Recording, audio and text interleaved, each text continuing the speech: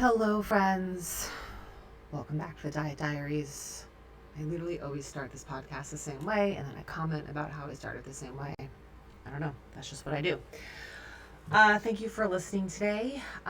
This is the first episode I'm recording after the real clip from the episode with Paula D. Atkinson went crazy. I don't know if viral's the right word. It's got like over 100,000 views as of today when I'm recording this. So I think there's a lot of new people listening, which I'm just so happy about. And I cannot think of a better piece of content to have spread. I had one of my getting dressed in my closet reels go crazy back in December, and the algorithm did something not favorable and ended up showing it to a lot of men, and not just men, but men who I didn't really want to see it, and it got very messy and very uncomfortable, and it wasn't fun. So when things kind of go crazy on Instagram, you don't really have control when or how or why that happens. It's all dictated by the algorithm. But this has found its way to the right people, and I'm so grateful for all the women who started following me and who listened to that episode and who are listening to the podcast. And if you're new, welcome, and you're listening to this because I love the work that I do. I don't think there's anyone out there doing exactly the work that I do, talking about food and body image and weight and GLP-1s and skills and what you actually need to do and how to do it to figure out like what the fuck to eat and how to like live what feels like a normal life without constantly thinking about food all day. And how weight loss fits into all of this and what is actually realistic for weight loss. I think I am doing this in an honest, candid, real way, and not just like talking about it and blowing smoke up your ass, but actually giving you tools to make those changes. And so if you're new here, I'm glad you're here. If you're not new here, thank you for being here all this time. Let's get into it today. So perfect segue. So I don't know when this is going to air. It's like a week or so from now, but a Friday or two ago, I did a little freebie small group hot seat coaching. So I've done this the second time I've done it. I'm going to start doing them like every other month or so because they're really fun and a really nice way for us to connect and for people to get support and get a sense of what coaching is like. So basically I book a time. This was Friday morning, and 5 women signed up, and each person gets like 10 to 12 minutes to get one-to-one support from me. So they come with a very specific question. I coach them through it. The other women are listening. There's a ton of overlaps. You learn so much by listening to other women get coached. It's really cool. And so one of the women that came was talking about her struggle with losing weight and how she's doing everything quote unquote right. And I'm like, well, can you talk me through that a little bit more? And she said, I'm eating my protein. I'm eating meals that feel good. I'm full. I enjoy them. I feel really good kind of about the quality and the nutrition. I'm going to Pilates. My sleep is good.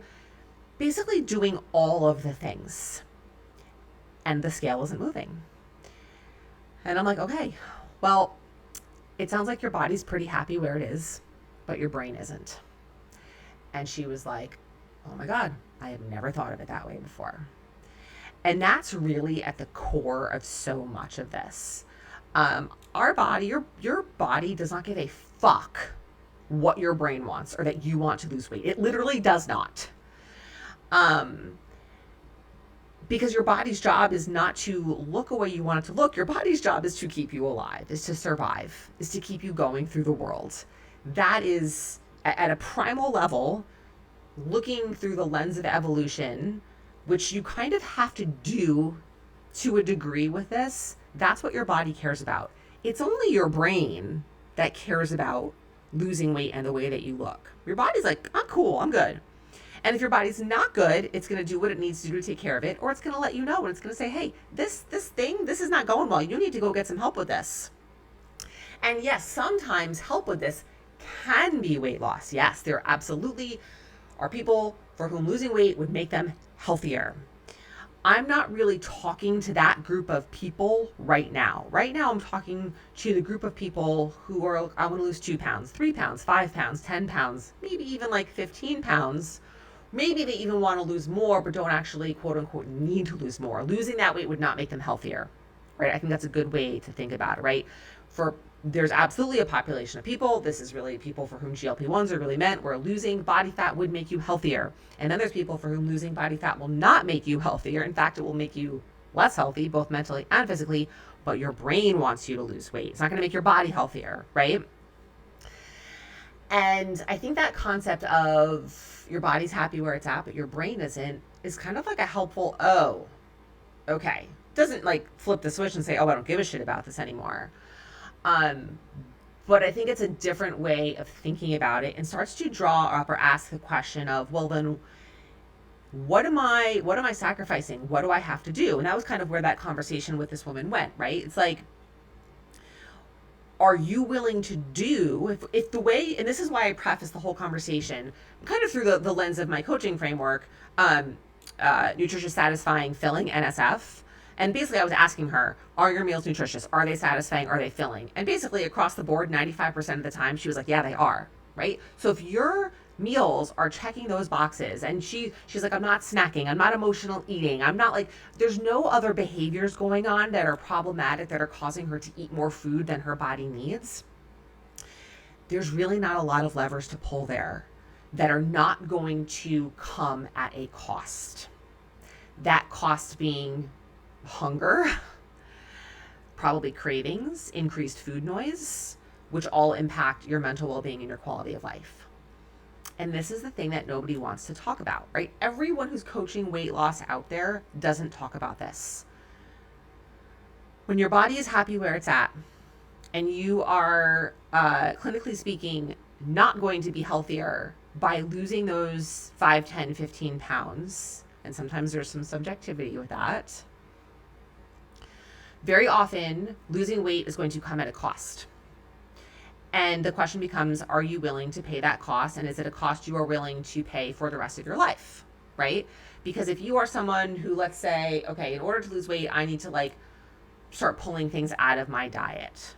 And so you start cutting back on carbs or calories or desserts or whatever it is, lots of different ways to do that. And you lose the weight and you get the weight off. Well, it's like, well, how am I maintaining this now? Am I keeping these things out of my diet for the rest of my life?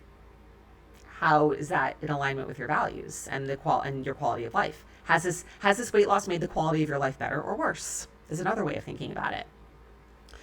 And these are really, really critical questions to be asking. And I will not, like, hard and fast rule, I will not coach a client who wants to prioritize and weight loss is their only number one goal. Because when weight loss is your number one goal, you absolutely will make these sacrifices and you will pay these costs, and you will not be a healthier, a happier person. You will be an unhealthier, unhappier person. And that's not the work that I do. There's a million ChatGPT programs. There's a million things you can go out and get there to follow a plan to lose weight, so that you have a smaller number on the scale, fit into a smaller size clothing, and look smaller. But is that going to make you healthier and happier? Quality of life, 99% of the time, the answer is no. And you know exactly what I'm talking about, right? Because you've done that, right? You've cut the food, the carbs, the sugar, the alcohol, and alcohol is a separate thing because alcohol has a lot of detrimental health effects, but you've cut out the things, you've lost the weight, and your cravings have gone up, your food noise has gone up, your panic has gone up. How am I going to keep this off? What am I going to do? And then you gain it back, right? Your quality of life was not better. It was worse. And that's a big part of the reason why you couldn't keep it off, because you did it in a way that was really out of alignment with how you actually want to take care of yourself. So what's the alternative, right? Well, the alternative is figuring out how to live in the body that you are not thrilled with, and finding some acceptance around that, which also takes work, right? It takes work to cut out that food to lose weight.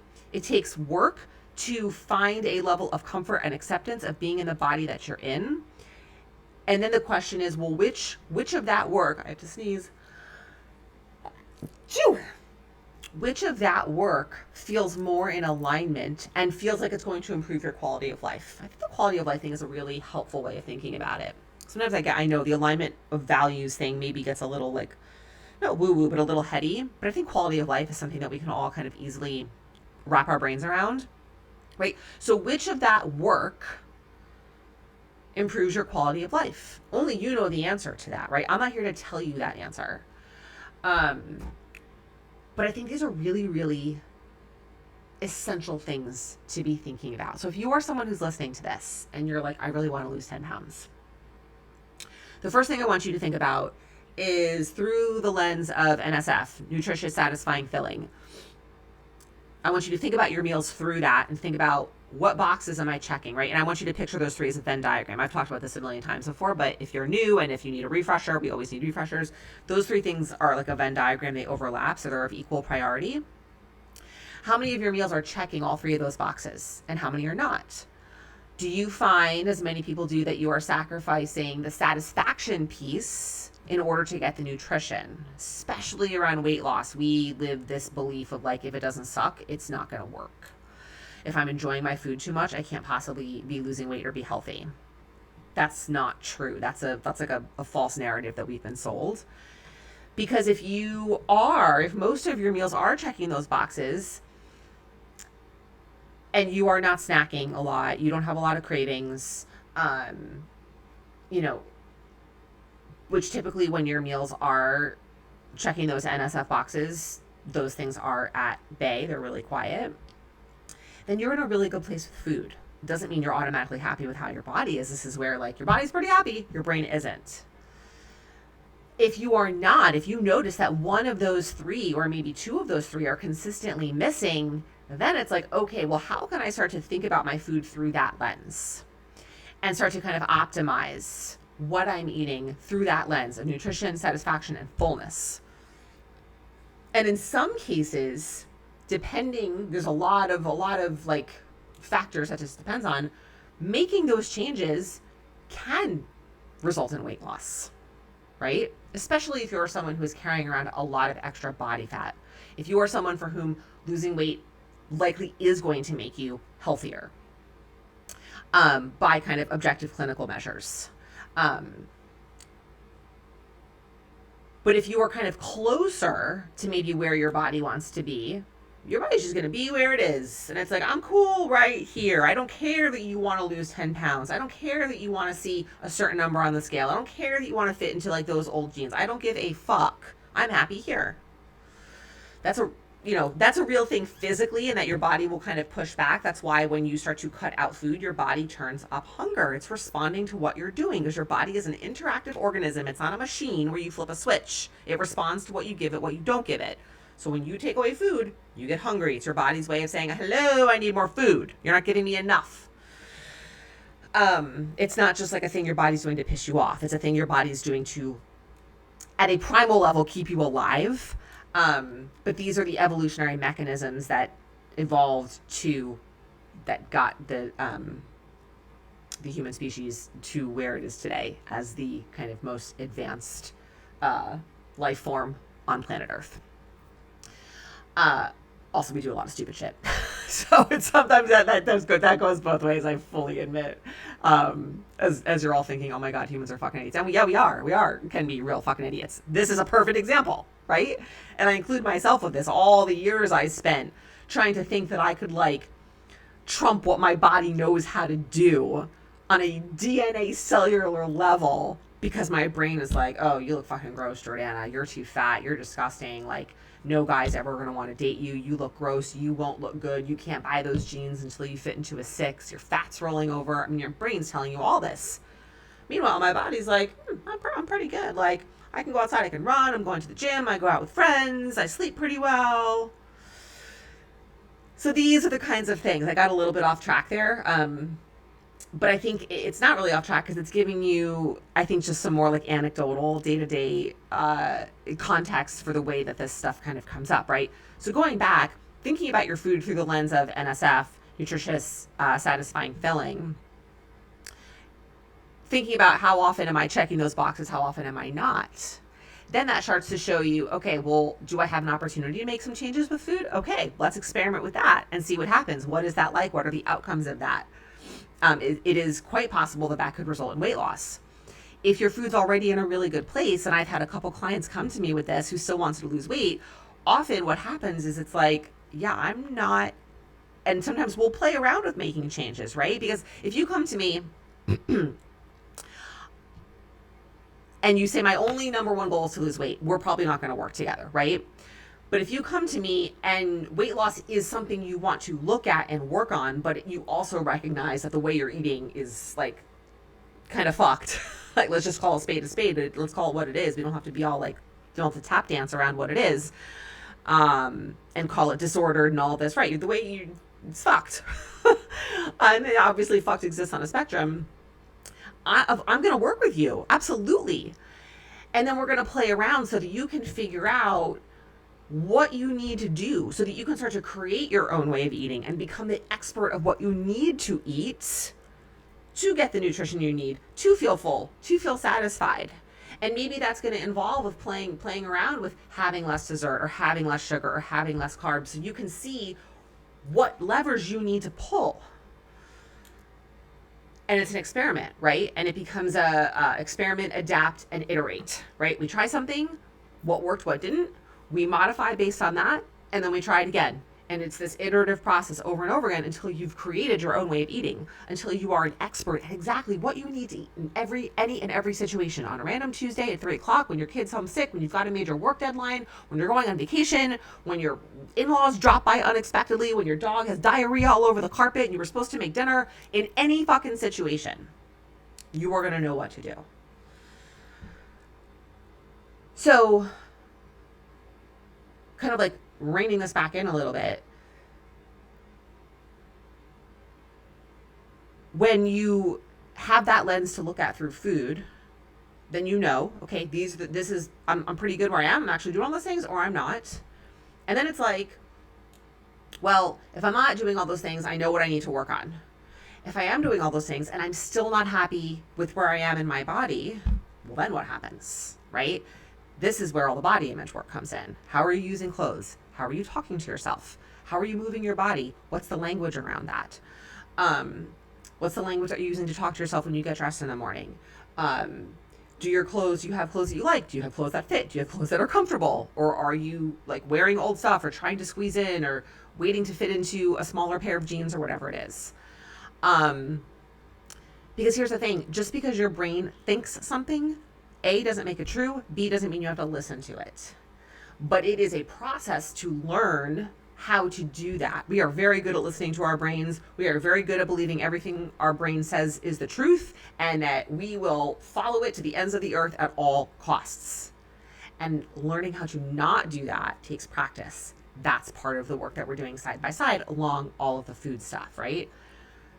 Because here's the thing, and I talked about this a little bit earlier in the context of evolution, your body is way fucking smarter than your brain. If you think about like how people survive trauma, and I mean emotional trauma, I mean physical trauma, I mean abuse, I mean acute trauma, like a car accident or getting lost in the woods, or you think about the trauma that soldiers go through in these extreme situations. And the body knows how to respond to keep you alive. It's fucking amazing. Your body will always protect you, and it will do what it needs to protect you so that you can survive, so that you can reproduce, right? Again, this is at like a primal evolutionary level, but it does mean that your body's way smarter than your brain. And your brain is going to make you do stupid shit. Your brain is going to make you be miserable. Your brain's going to be an asshole to yourself. Your brain's going to talk to you like you are a piece of shit. And so recognizing that, and recognizing that your brain doesn't always know what's best for you, is part of this. And that's uncomfortable. I get it. But just hearing that and listening to it and saying, oh, I've never thought of it like that before. And maybe even just using that as a way to respond to yourself when you're getting on the scale and it's not moving. Like, I'm doing everything right. I'm doing all the things. I'm doing all the things Jordana is saying doing. Forget, I'm not doing all the things. I'm not cutting carbs, not doing all the restricted stuff. I'm doing the stuff that Jordana is saying to do, and the scale's not moving. What the fuck? Well, that's telling you something. That is telling you something about where your body wants to be, and that your body knows more than your brain. And how do you deal with that? That is an essential part of this work. It is as much a part of this work as knowing what's a protein, what's a fat, and how much you need, and what to eat to feel full, and what foods jack up your cravings, and what foods turn them down. It is as essential. Without that, whatever work you do will not be permanent. You have got to know how to talk back to and respond to what's happening in your brain. I'm going to do a separate episode on that. I was actually going to start to weave in another conversation I had with a former client, kind of in response to the reel with Paula, but I think this is actually a really good follow up to that episode, to kind of give you some ways to think about this, right? And to kind of speak to diet culture as a cult that is so deeply wired into your brain. That's why your brain is such an asshole to you, right? Because it's been taught these things about how you need to look and what you need to eat. But if you acknowledge and recognize that just because your brain thinks something doesn't make it true, you automatically have a way to kind of push back on those thoughts. You have a way to question them. You have a way to get curious around them and say, hang on a second, where is this coming from? Why do I think this? Is that actually true? And that's where everything changes. Literally, that's where the switch starts to flip. Because now you start to realize, oh, hang on a second here. Like, this is not all just like innate. This is not a fact. This is not the way I was born. These are things that I can figure out. These are things that I have choices on. These are things that I can do something about. And that is scary and liberating at the same time. I'm going to wrap it up. You know what you need to be thinking about. You need to be thinking about NSF. Where am I at? How's it working for me? Noticing, thinking about this idea, just because my brain thinks something doesn't mean I have to listen to it. And the fact that your body might be happy where you're at, it's your brain that isn't. And how do we work with that? That's what I got. Thank you guys for listening. Thank you for being here. You're awesome. And I will be back, as always, next week.